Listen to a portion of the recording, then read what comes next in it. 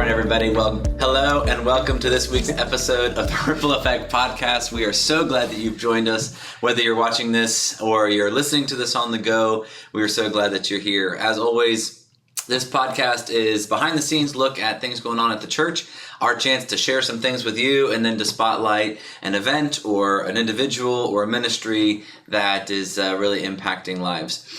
Before we get to all of that, first we are in the studio. I have Mr. Brian Sevitz on my left and Miss Rachel Busen on my right, and we are glad to be here for the sponsor of the week. It's a good one this week. The sponsor of the week is...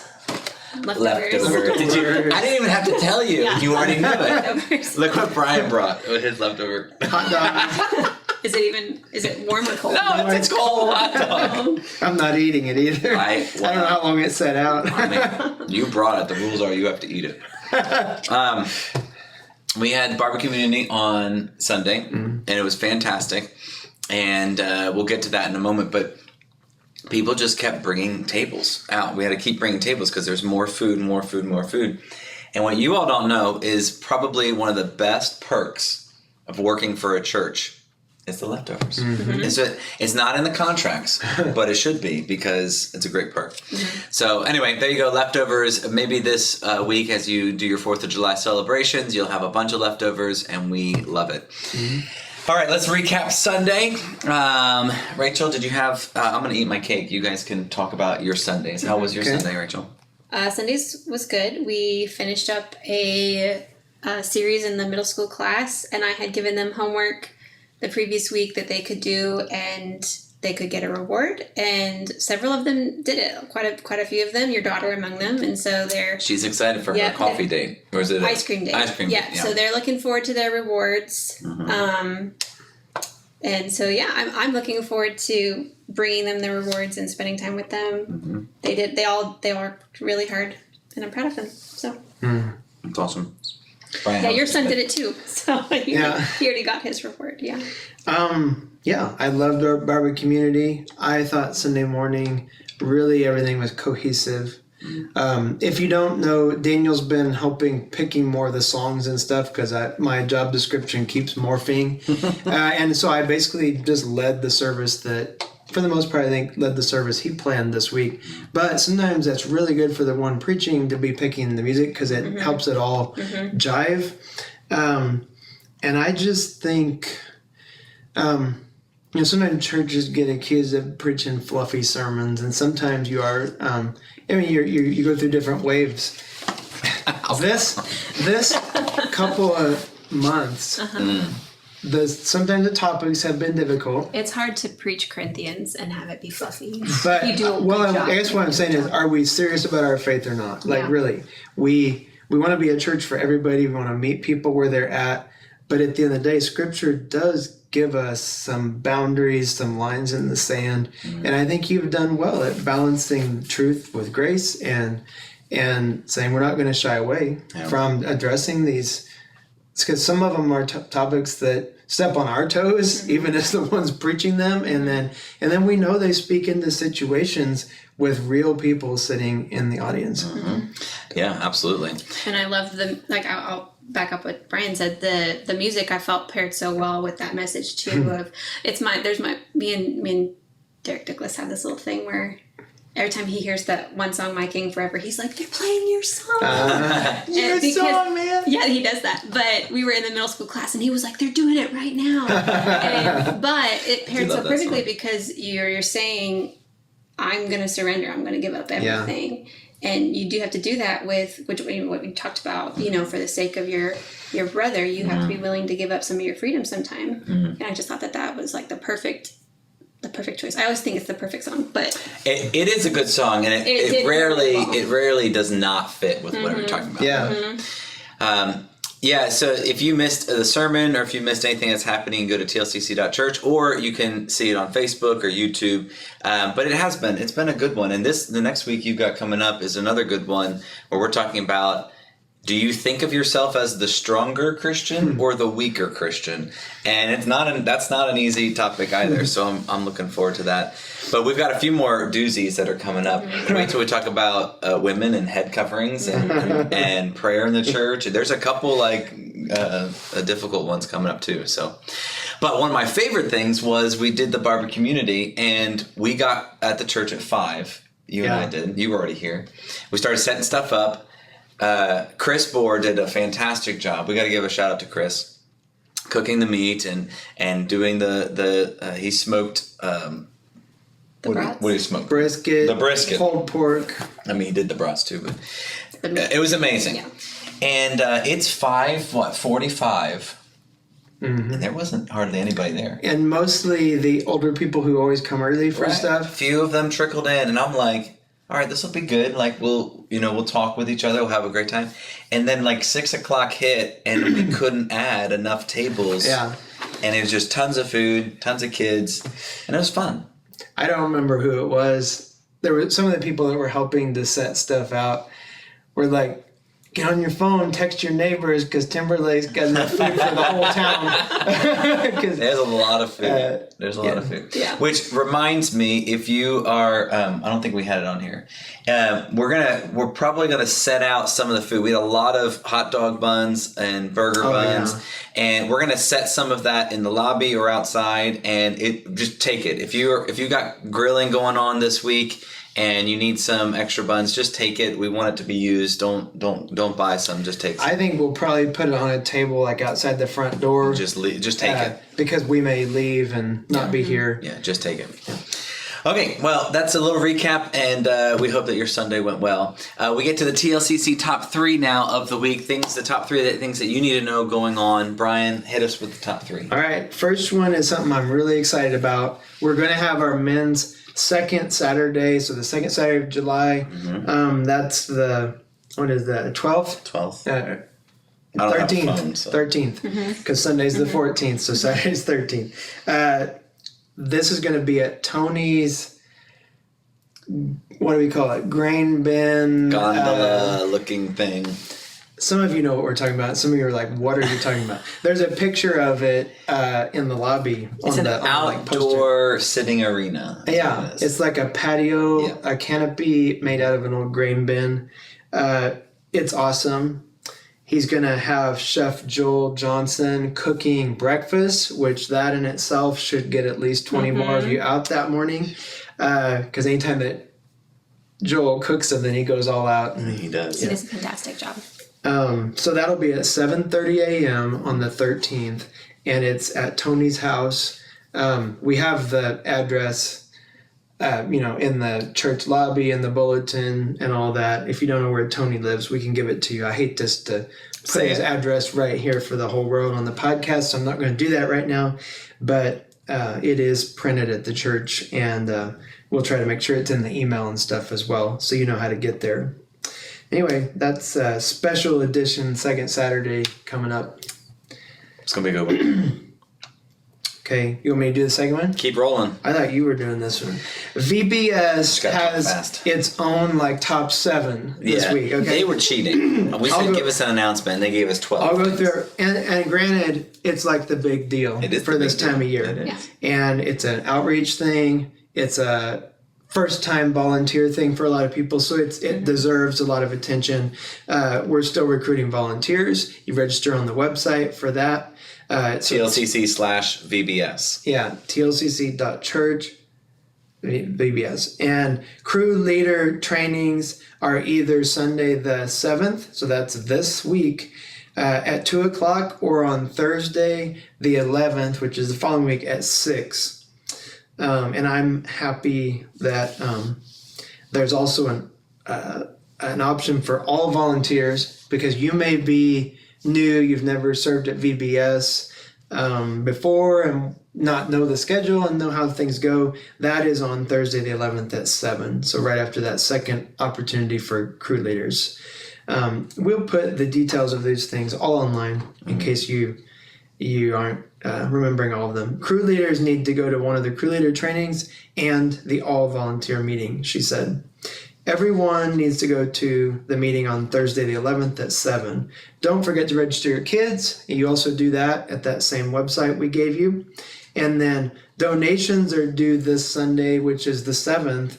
You just put it in the church lobby. There's a place over in the corner to leave it, unless it's perishable, and then you bring it the next Sunday. Because some of you are bringing, tomatoes or food. Yeah, that kind of thing. You know what we should do for this list? Is it like Star Wars should just scroll across the screen all of this information as it's going on? I could probably make that happen. We could probably do something like that. All right, so you got the second Saturday that's coming up. You've got VBS and all the announcements, but we have a special announcement. Breaking news first here for you who are listening. We've been avoiding. We've been avoiding it, but it's a breaking news for you. Something big. So sit on the edge of your seat. Listen up. There's something that's happening that you need to know about, and we're breaking it here first. Go ahead, Brian. Our wonder Dawn is retiring. And it's not immediate, so don't freak out like that she's gone immediately, but she did give us word not over a year ago. I think last September, she decided that the end of 2024 would be her retirement. So Dawn Beaverson is going to not be leaving the church. None of that. And she's actually not 100% retiring, but that's true. She's sticking around for some stuff, which we'll get into. But she will be stepping down as the church secretary, and so this means two things. Number one, show her extra love and gratitude and appreciation for all that she has done. She's been a part of this church forever, and has been the secretary for a long time, and we can't really put it into words all the things that she's done and all the things that she means to us. So the first thing is just to be incredibly grateful to her. Tell her that she's loved, remind her of how amazing she is, and show her gratitude for all that she has done. But the second thing is to be praying, because that means we have to find a replacement. And some of that information will go out this week of job descriptions and people that might be interested into applying. And that might be you. You might be someone that would be interested in applying for that position. So be looking for that. But really for the whole church, be praying, because we have different jobs that are called like ministry jobs. And the secretary position, you might think, is just like this side part. But it really is a core minister here at the church that talks with people, cares for people, helps the ministry that goes on. So we really could use prayer that we find the right person and that it fits well. Yeah, I don't know if people realize, I know some do, but the vast majority may not know, when we have ministry retreats and go to these planning conferences and things, Dawn is almost always there. Yep. And the reason is, I call her surrogate minister. She doesn't have a ministerial title, but if you look at what that person does, fielding calls, calming people down, networking with services in the community that we may not be able to provide, sometimes we can provide, whatever. It is kind of a ministerial position, and so it's a lot more than hiring somebody that keeps spreadsheets and makes sure the calendar. I mean, all those things are important. But there's a special component to this job that makes it difficult to hire for. And so we're starting now, because we don't have to replace Dawn until the end of the year. But we want to have plenty of time to get the right person. Yep. And if you think you might be the right person, we want to hear from you. And again, there'll be a lot more details online. This will also give Dawn the chance to kind of work alongside that individual if we find the right person. And we mentioned that she will be staying on a little bit. There's some financial things that she does a great job with that we're going to try to keep her on as long as possible to do that. But just make sure you show her gratitude for all that she has done and who she is. And then secondly, be praying for the leaders and the people who will be deciding who is going to fill this role and that person, because it means a lot to the church. But that brings up a whole other conversation. That's our spotlight for the week. And the conversation is just, when you start something new, sometimes it can be messy at first. Sometimes it can feel overwhelming. Change is not always easy, but particularly when you're going from something that is familiar, that you know, to something that's new. And I think it's appropriate to have this conversation because this is 4th of July, and we are celebrating the independence of our nation and individuals who said, let's try this new thing. And we don't really have it all figured out. We don't really know how it's all going to go, but we know that this is where we have to head. And so I just was curious as to you guys, because I like to throw questions out on the spot, and because I'm wearing my American flag shoes. I just noticed that. Look at these bad boys. Look at those guys. 4th of July. I don't break them out very much, but I thought today was appropriate. When you start something new, are you the type that loves starting new things, and we start new things all the time? And then when it comes to starting those new things and you face those challenges, what helps you work through those challenges, even though this is something that's new and you're wondering, like, should I keep doing this?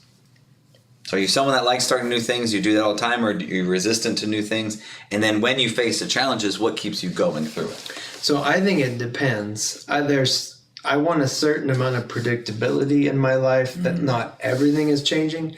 But I think that would be more like, I need a home base. Like, I wouldn't want to be one of these people that I constantly move houses. I'm a person that, like, I can change all kinds of things here at church. And some of you don't like that we change things rapidly or often.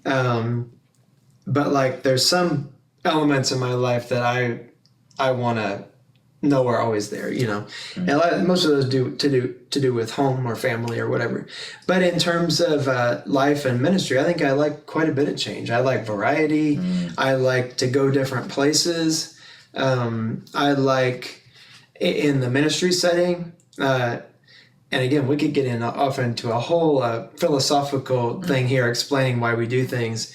But I have dealt with trying to, change people's minds or get them out of a rut so much in ministry, starting back at my home church, little country churches. To even the very reason you were hired here. That I like to always have a little bit of change going to keep us from getting into too much of a rut. And that way, when you do change something bigger, it's not like the earth-shaking thing that causes an uproar. There's always things that can do that, but I guess what I'm saying is, I like a healthy amount of change all the time. And I think that actually is a good leadership principle to follow. Yeah. All right. I'll come back to you about what gets you through the times where you face obstacles to that change. Rachel, what about you? I don't like a lot of change. I don't do well with change. Want to stay the same? That's just, I've always been that way. I like a lot of predictability. I like to know what to expect. I'm the person that looks at the menu like 2 weeks before we go to the restaurant, so that I know what I want ahead of time. I don't like being put on the spot. I don't, and I recognize in myself that, like, everything is going to change eventually. Nothing stays the same. So at what point do I say, okay, this is just my life now? And, 6 months later, okay, this is my life now. And then 6 months later, so it's not that I hate change. It's just that it's not comfortable for me. And I like to know what's coming, but nobody knows what's coming. What I don't like is how quickly things change with my kids. Yeah, that's what I was thinking. It feels like time. Yeah. And people have said this like our whole life, from the moment we had a 3-day-old baby. Oh, time's gonna fly, but really it does. It's a melancholy. I have several days like that with Preston turning 13 and all that. And it's like, it's just tough sometimes to realize, and those aren't the changes we have any control over. Like, they're just like, but I do empathize with people when I struggle with change in some area, because that was your other question. We were going back to, like, what gets you through? Yeah. For one thing, a network. And a lot of times that's your spouse, like your network is family or colleagues or whatever. Having the things to hold on to which don't change. And of course, sometimes those are things of faith. I mean, for me, even things like certain music. Like, I will be having a tough time sometimes dealing with something in life. And I'll go, I don't go back like some people would maybe to old hymns from their childhood or something, but I have like sets of music which, I don't know, for whatever reason, that it's the nostalgia of it or whatever, kind of grounds you almost. Yeah, but I think a lot of it, if I was to say one thing, it's having those sort of movable people and pieces you can rely on are important. When things are changing and it's really tough, are there things that you go back to, that you hang on to, that help you through it? What is that for you? Usually I just have to think about, the fact that nothing does stay the same. But a lot of times I just draw on, like, the purpose for the change. Like, so, when I moved out to Missouri, that was probably one of the biggest changes for me. And I was talking with Alec, and I was like, I've actually lived out here for about a decade now, which is about a third of my life. It's a crazy thing about, huh? It is crazy because it has not felt that long. But now I've been out here for so long, this is almost really where my life is. Like, I have family. I'm the only one in my family that doesn't live where I grew up. And if you had known all my siblings, you would have been like, wow, that's not how that's going to work out. But it really is. And so when I moved out here, it was because I felt like I was being obedient. So even though it was hard, I could just pull back to that, okay, I know that this is what I'm supposed to be doing. And even though it's hard, I'm just going to push through. And all the good of moving out here that came from that was just from a place of, I'm just being obedient. Yeah. And that's all I can do. That's good. I think sometimes, like you had talked about, there's change that you have no control over. New stuff happens. Your kid grows up, relationships change, jobs change. Like, stuff happens that you don't really have any control over. And that's a really good advice, is to go back to the things that ground you, whether it's nostalgia or memories or the things that remind you of who you are. But a lot of times there's change that we have to choose ourselves to be healthy, and change that we need to choose to be obedient to what God has said. And going back to the reason of that change can help a lot. And you think about, even the forefathers of this nation. Like, I was thinking about George Washington writing letters to Congress saying, we don't have any money and we're having to eat horses, eat horse meat because we are starving. Like, in those moments, what kept them going was the reminder that freedom matters, and what we're doing as a nation, trying to start this nation, is more important than the discomfort that we're feeling right now. And to have resilience through change, you really do have to remember the why behind it. And so maybe some of you are in a season where it feels like nothing's staying the same. You're cleaning out spaces that you never thought you'd have to clean out, or you're having to make choices you never thought you would have to make. Go back to what grounds you, and also go back to what reminds you of the why. Why am I doing this? And be encouraged that life doesn't stay the same, and we are. If it did, it probably wouldn't be very healthy. And struggling with change in some of those areas, I can say, because some of you listening or watching this are those that struggle with changes we implement. And we know that. Don't ever feel like we don't empathize. But as I struggle with some of those changes with my kids growing up and stuff, it does help me empathize more with you, is what I'm saying. Like, the things that you feel like you don't have control over, most of the times we implement change, we have control over it. Like, we're doing it for a reason. A lot of times, going to that piece, maybe it's the understanding of the reason that matters. And so I appreciate those of you that reach out and you're like, so I don't really understand this. And once you understand, it still doesn't mean you always like what we do. We know that. I mean, when you have 500 people in a church, not everyone's going to like everything we do, and we know. But sometimes I don't do the best at explaining, and so I do appreciate when people take the time and they're like, I don't want to be mad at this or whatever. I need to understand, and that helps with the change. Yeah. All right, well, that wraps up our Spotlight of the Week, and just give you some food for thought there to think about this week. For the blessing of the week, Rachel is going to, she talked about how she doesn't like change and doesn't like being put on the spot. And I walked in the room and I was like, hey, Rachel, would you like to share something maybe that you've been learning? And she is gracious and will share with us. So for the blessing of the week, Miss Rachel. So I just decided to share a little bit of a psalm that I read this morning while I was drinking my coffee. Because it's one of those times you've read something a million times and then you read it again and it just hits you in a new way. And I love that God's word can do that. So this is from Psalm 52. It's a really short psalm, so I'll just read it. Why do you boast of evil, O mighty man? The steadfast love of God endures all the day. Your tongue plots destruction. Like a sharp razor, you worker of deceit. You love evil more than good, and lying more than speaking what is right. You love all the words that devour, O deceitful tongue, but God will break you down forever. He will snatch and tear you from your tent. He will uproot you from the land of the living. And then there's a pause. And then he says, but the righteous shall see and fear, and they shall laugh at him, saying, see that man who would not make God his refuge, but who trusted in the abundance of his riches and sought refuge in his own destruction. But I am like a green olive tree in the house of God. I trust in the steadfast love of God forever and ever. And I will thank you forever because you have done it. I will wait for your name, for it is good in the presence of the godly. So there's just so much hope in that